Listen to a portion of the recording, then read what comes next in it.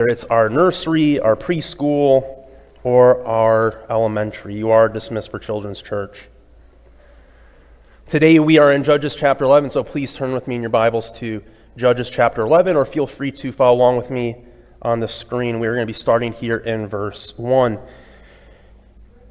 The text says, "Now Jephthah the Gileadite was a mighty warrior, but he was the son of a prostitute. Gilead was the father of Jephthah, and Gilead's wife also bore him sons. And his wife's sons grew up. They drove Jephthah out and said to him, 'You shall not have an inheritance in our father's house, for you are the son of another woman.' Then Jephthah fled from his brothers and lived in the land of Tob. And worthless fellows collected around Jephthah and went out with him. After a time, the Ammonites made war against Israel. And when the Ammonites made war against Israel, the elders of Gilead went to bring Jephthah from the land of Tob. And they said to Jephthah, 'Come and be our leader, that we may fight against the Ammonites.' But Jephthah said to the elders of Gilead, 'Did you not hate me and drive me out of my father's house? Why have you come to me now when you are in distress?' And the elders of Gilead said to Jephthah, 'That is why we have turned to you now, that you may go with us and fight against the Ammonites and be our head over all the inhabitants of Gilead.' Jephthah said to the elders of Gilead, 'If you bring me home again to fight against the Ammonites, and the Lord gives them over to me, I will be your head.' And the elders of Gilead said to Jephthah, 'The Lord will be witness between us if we do not do as you say.'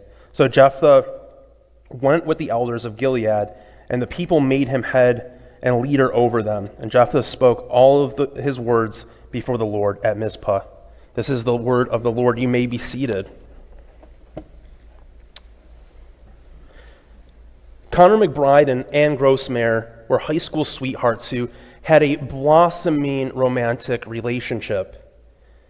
This relationship began to really blossom and develop over 3 years. They were both very involved in their church, and from every perspective, it appeared that they had a very healthy relationship.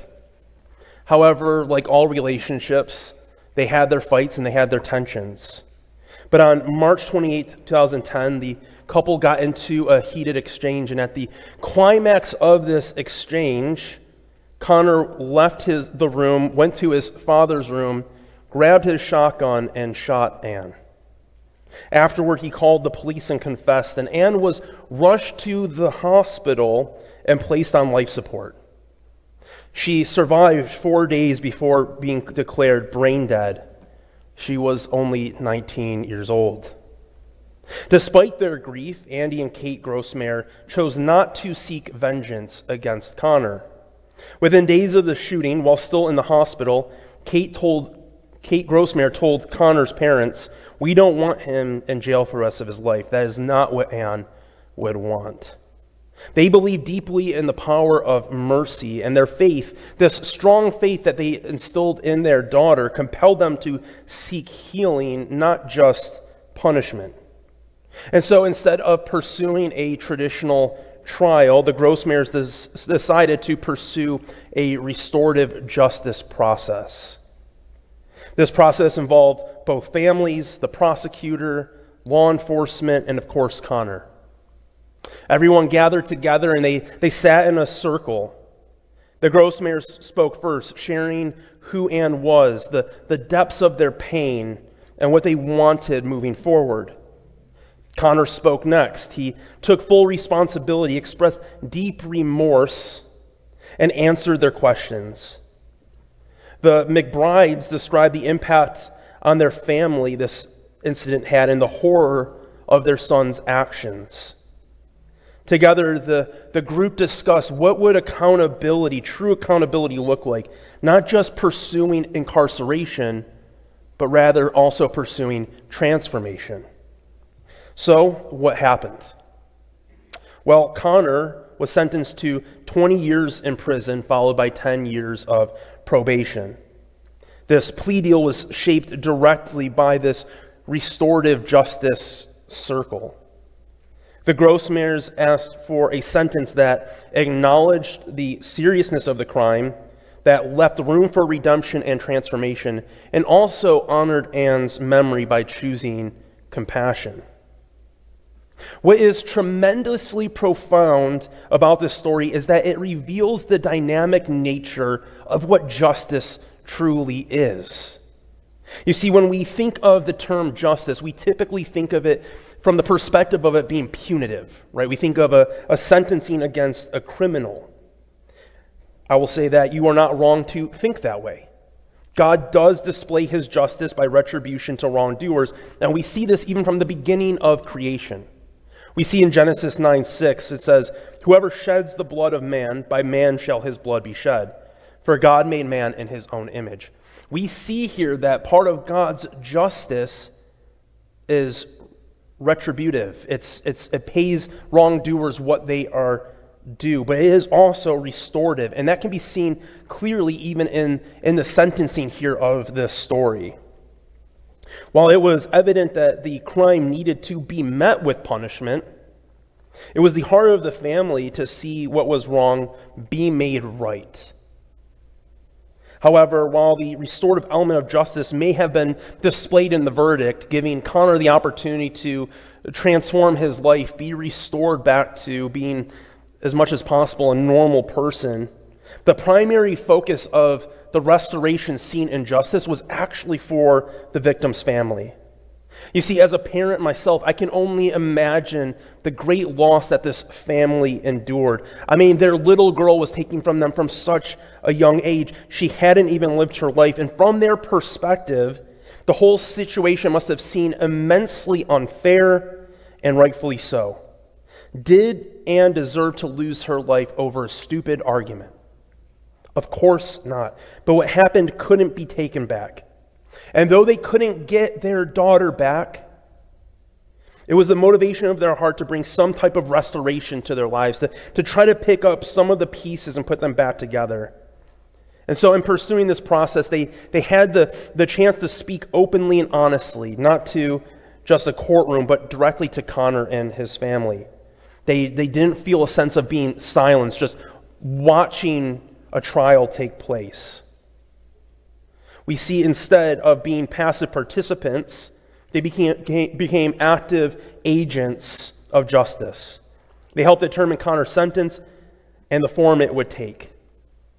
Kate Grossmare said the circle allowed her to release her anger, and Andy Grossmare spoke of feeling peace for the first time after hearing Connor's remorse face to face. While all this couldn't bring Anne back, it did allow the family to find some of the broken pieces being put together, finding some restoration. And when we experience devastating circumstances, it can be easy to find ourselves in the place of dwelling in the unfairness of a situation. I mean, we have all been there just saying, why is this happening to me? Why is this happening to me? And as we find ourselves there, our hearts long for justice. We long to see things be made right. And again, while this at times looks like punishment, repaying evildoers for their evil, it also takes on the form of seeking restoration in our lives. Every circumstance doesn't always come in the form of a crime or offense. Our family has been feeling this weight over the past week. As I was just sharing a minute ago, we've spent most of our week at Henry Ford. Caitlin had what was supposed to be an outpatient surgery on Tuesday, which led to a 4-day stay at our local hospital. You see, 2 weeks ago, a night that was dedicated to preparing for going up north and enjoying a fun 4th of July weekend with our family, again, turned into an emergency room visit at the slightest trip, which caused Caitlin to break 5 bones in her foot. As if it wasn't bad enough, again, what was meant to be outpatient turned into this extended stay because of all these complications that she was dealing with. Thankfully, she's home now and resting. These circumstances, though, left our family with this feeling that all of this seemed unfair. Why was this happening to Caitlin, especially seeing that she had just broken her foot and had just healed? And before that foot, she had broken her other foot a year ago. Why does this keep taking place? At the heart of this pursuit for restorative justice is a pursuit of the restoration of peace. at the heart of the pursuit of restorative justice is a pursuit of the restoration of peace. The circumstances of life that feel most unfair are the ones that have the greatest ability to rob us of our peace. This world we live in, the natural order of things has been corrupted in such a way to take away that peace. Cornelius Plantinga has this to say about the nature of sin. Sin is culpable shalom breaking. Shalom is God's design for creation and redemption. Sin is blamable human vandalism of these great realities and therefore an affront to their architect and builder. You see, from this definition, we see that sin seeks to disrupt God's design. It seeks to disrupt God's order. So whether it's sin that is committed against one another outright, or if it's sin in nature, the essence of sin, it is an affront to a holy God. This is why Colossians says this of the work of Christ in Colossians 1:19-20. For in him all the fullness of God was pleased to dwell, and through him to reconcile to himself all things, whether on earth or in heaven, making what? Peace by the blood of his cross. When the circumstances we find ourselves in are a direct result of someone's offense, then we experience that shalom breaking, that peace breaking. However, even circumstances like Caitlin's are an experience of that shalom breaking, as the effects that sin has brought into this world. It is the sin nature of this world inflicting brokenness upon God's good creation. Of what God made in the garden, saying this is good. Sin is thus corrupted creation, bringing this intrinsic offense against God and his design. Sin itself makes offense against him. And so, we along with creation groan for restoration. We groan for it. We desire it in all things. We desire the restoration of God's peaceful and perfect design in our lives. And at times it seems like maybe God has forgotten that Christ is supposed to be reconciling all things to himself. But we mustn't allow our minds to go to that place. We mustn't view any perceived delay as slowness on God's part, but rather patience. And patience can be difficult. You see, God is at work even in the most unfair circumstances. And so the truth you need to see this morning is that while the Lord may be patient in bringing justice, his justice is certain. While the Lord may be patient in bringing justice, his justice is certain. This means that all evil will be repaid and all that is broken will be restored. And the shalom of God's design, the peace of God's design, will be once again present in its fullness. And this is the hope that we are going to see today in our text. The text is giving us two thoughts to help us see that our circumstances don't define God's justice, but rather God's justice defines our circumstances. Look back with me at our text starting in verse 1. Now Jephthah the Gileadite was a mighty warrior, but he was the son of a prostitute. Gilead was the father of Jephthah, and Gilead's wife also bore him sons. And when his wife's sons grew up, they drove Jephthah out and said to him, "You shall not have an inheritance in our father's house, for you are the son of another woman." Then Jephthah fled from his brothers and lived in the land of Tob, and worthless fellows collected around Jephthah and went out with him. After a time, the Ammonites made war against Israel. And when the Ammonites made war against Israel, the elders of Gilead went to bring Jephthah from the land of Tob. And they said to Jephthah, "Come and be our leader, that we may fight against the Ammonites." But Jephthah said to the elders of Gilead, "Did you not hate me and drive me out of my father's house? Why have you come to me now when you are in distress?" And the elders of Gilead said to Jephthah, "That is why we have turned to you now, that you may go with us and fight against the Ammonites and be our head over all the inhabitants of Gilead." Jephthah said to the elders of Gilead, "If you bring me home again to fight against the Ammonites, and the Lord gives them over to me, I will be your head." And the elders of Gilead said to Jephthah, "The Lord be witness between us if we do not do as you say." So Jephthah went with the elders of Gilead, and the people made him head and leader over them. And Jephthah spoke all the words before the Lord at Mizpah. And so the first thought to consider this morning is that the circumstances that you have faced aren't forgotten by God.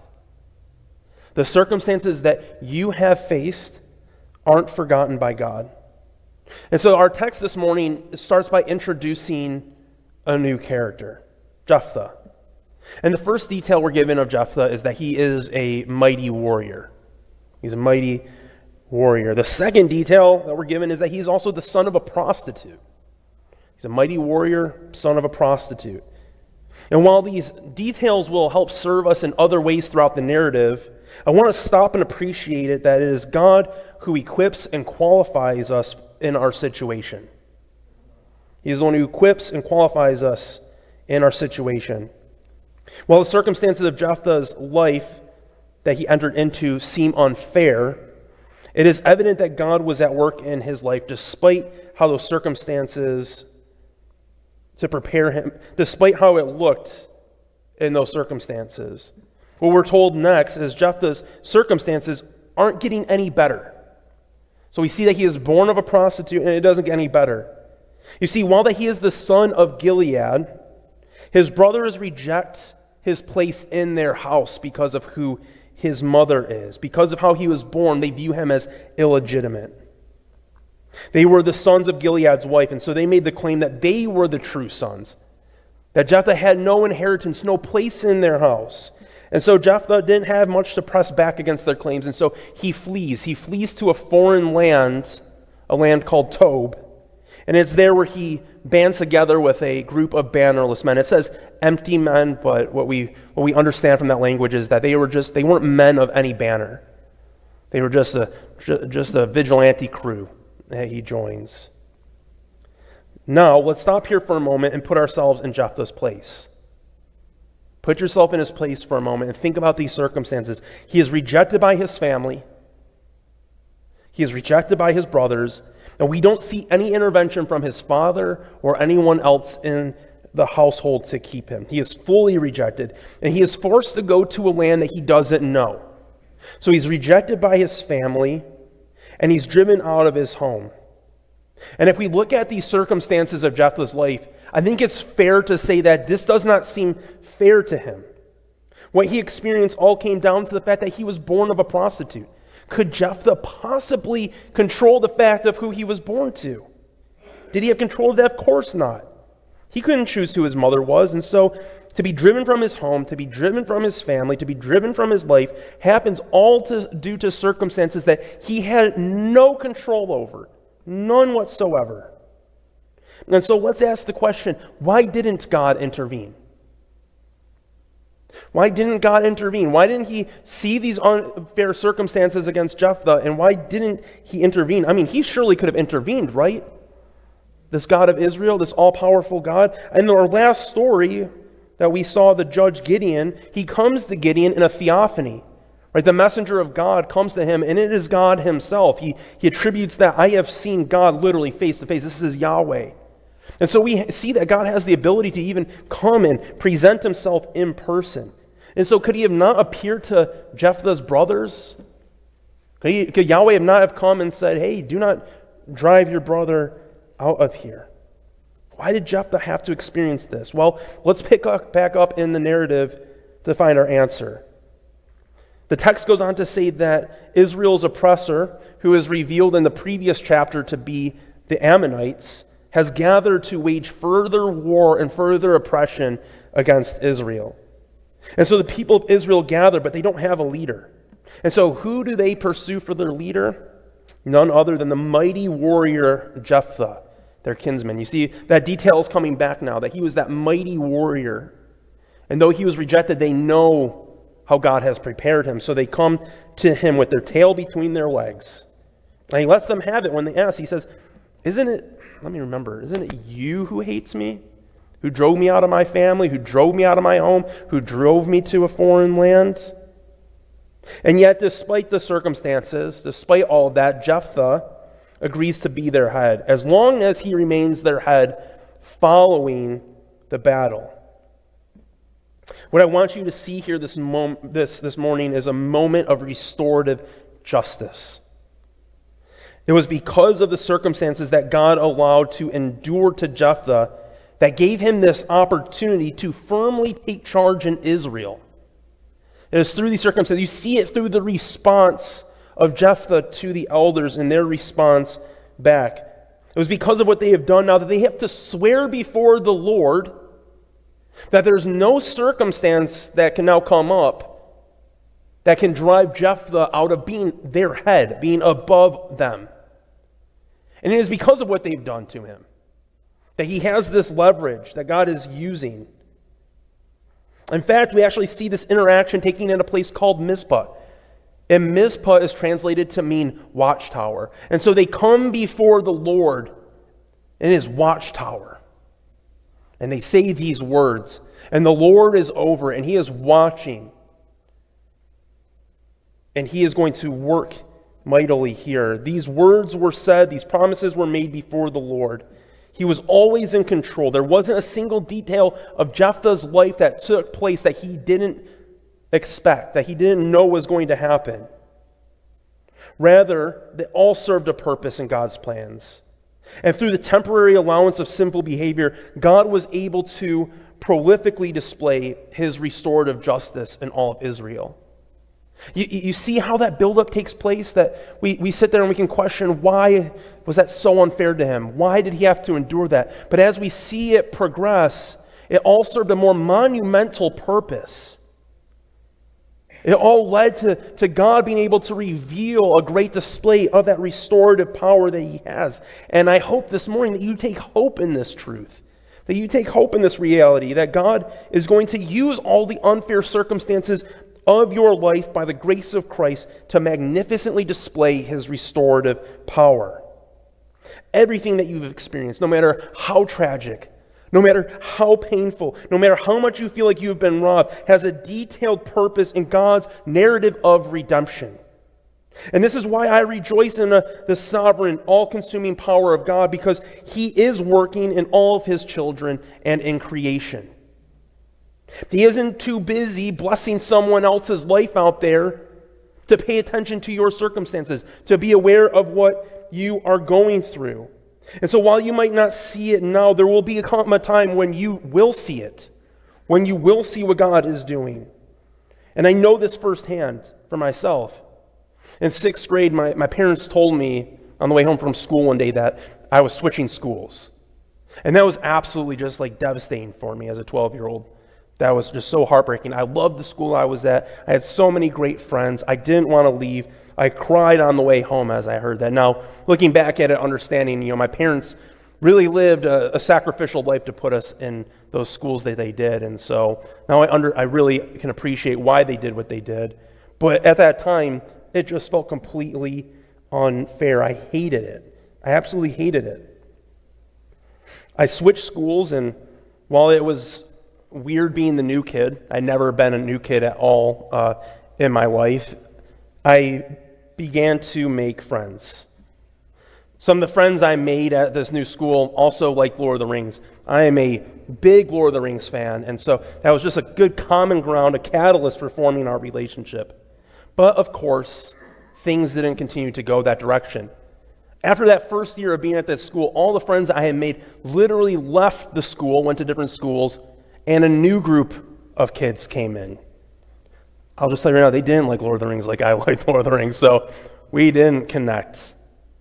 And as the years followed of junior high and high school, I found myself becoming the choice target for bullying. Now, my graduating class was 11 kids. The class before me was 4 kids, and the class before that was 4 kids. So 3 years of high school graduates equaled out to 19 kids. Very small, very intimate school. And so being the choice target for bullying was a tough position to be in because it was me. Like there were bullies and then there was me. And so this was tough. I remember sitting nights with my mom just crying, not understanding why this was happening, and just praying that like my life would be taken if this is what life is going to be like. Now, by God's grace, I made it through that. Many people have gone through bullying, and by God's grace, he brings them through that. And despite how unfair it all felt at the time, I just continued to move on with my life. I continue to move forward. Well, several years later, several years go by, I'm in my mid-20s, and I receive a phone call one night. And it's a phone call from one of the young men who really participated heavily in that bullying. And he called me to say, it was just out of, I didn't even know, I didn't have his number, so I didn't even know who it was. And I answer the phone and I hear his voice, and I was just blown away. And he said, I just wanted to call you and apologize. I never really realized, the effect that what we were doing would have on you. I don't know how he ever found that out. Obviously, God made it apparent to him of what happened. And I told him, I said, essentially you were a kid, and I had already forgiven him for that. But it was just such a remarkable, tremendous encouragement to my heart to hear that. Again, it was almost like a moment of peace being further restored in my life. Now, I say this all because now as a 35-year-old pastor, I can look back and see that in those circumstances, as unfair, I had done nothing to these kids. I was just who I was. While that can seem so unfair, I can see that God developed a heart for those who suffer in me. Now, when I see those who suffer what seemingly is unfair circumstances, I empathize with them. I care for it. Nothing really came of the bullying. Nothing really came of the bullying. Just like with many who are bullied. Nothing really happened. I was bullied. We graduated high school, and that was it. There was no punitive measure taken against the bullies. Not even that I would want that for them now. Nothing seemed to have happened, but God didn't forget those circumstances. He didn't forget those nights staying up crying. He didn't forget those nights where I didn't want to live anymore. He didn't forget any of that. Again, he used it to work in my heart, and today I'm weirdly thankful I experienced all of that. And so while you might be in a season of pain due to what you're experiencing, or what you have experienced in life, I want to give you that hope that God will restore the peace of your heart that has been broken, and use those circumstances for your good and for his glory.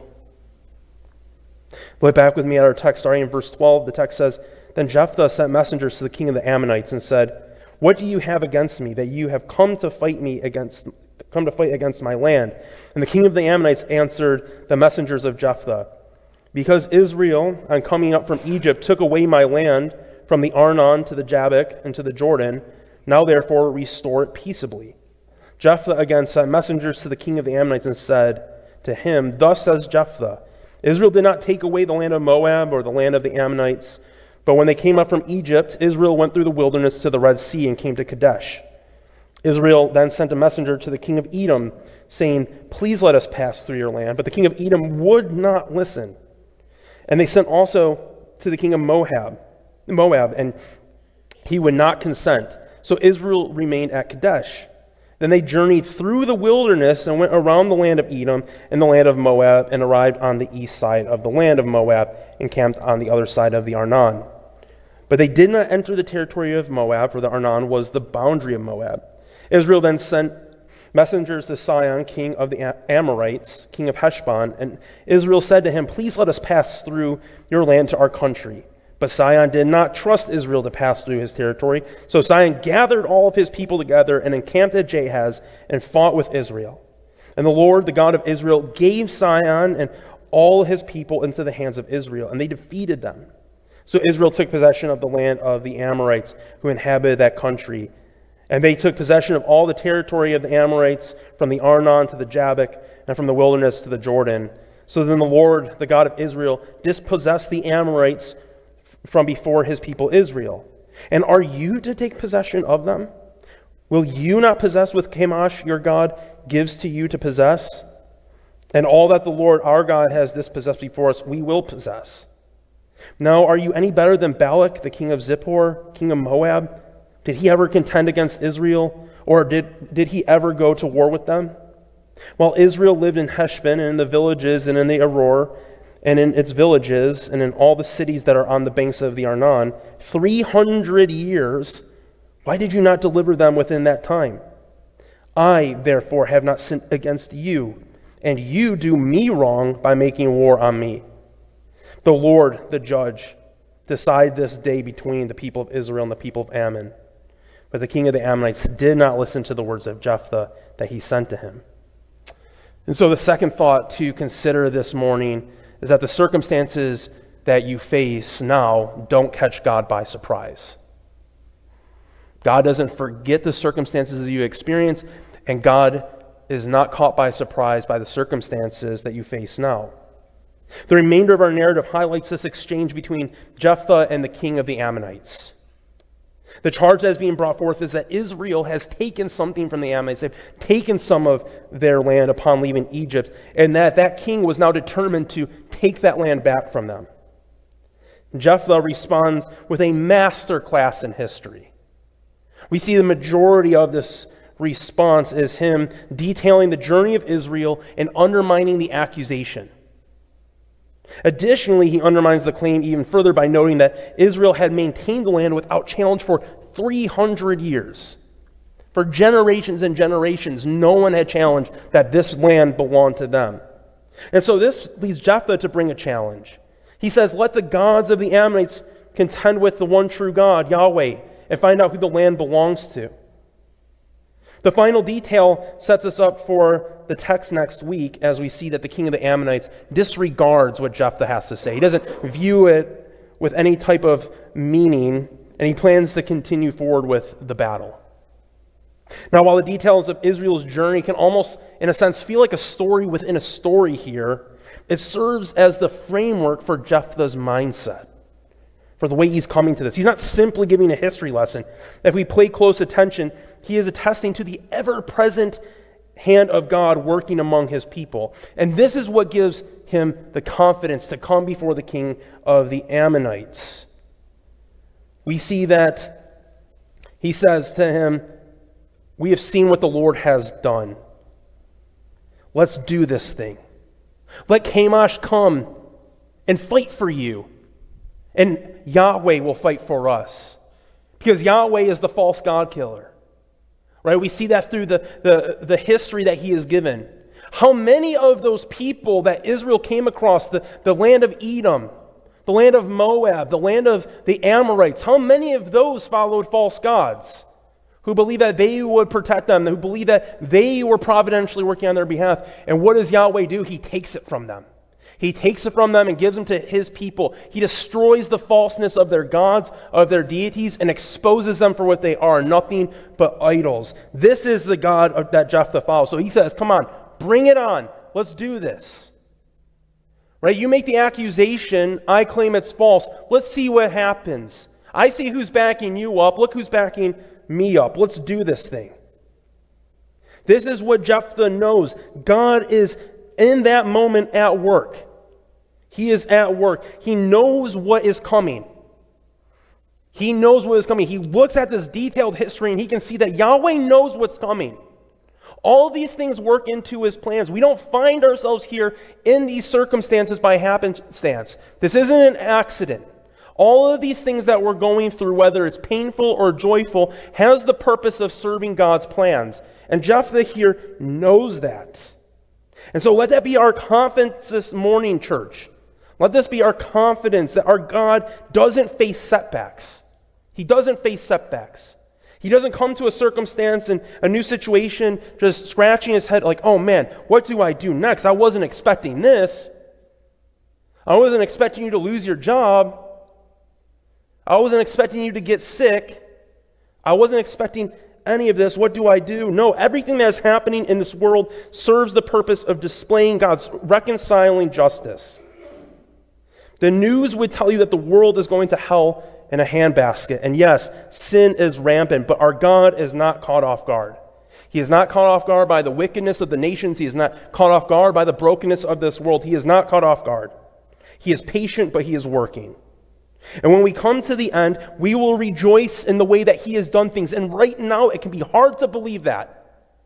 Depending on where you're at this moment, it can be hard to believe that possibly you might rejoice in the way that God had done things in your life because of the pain that you've experienced. But I promise you, in the light of the gospel, that all the things you have faced will find their fulfillment in his reconciliation.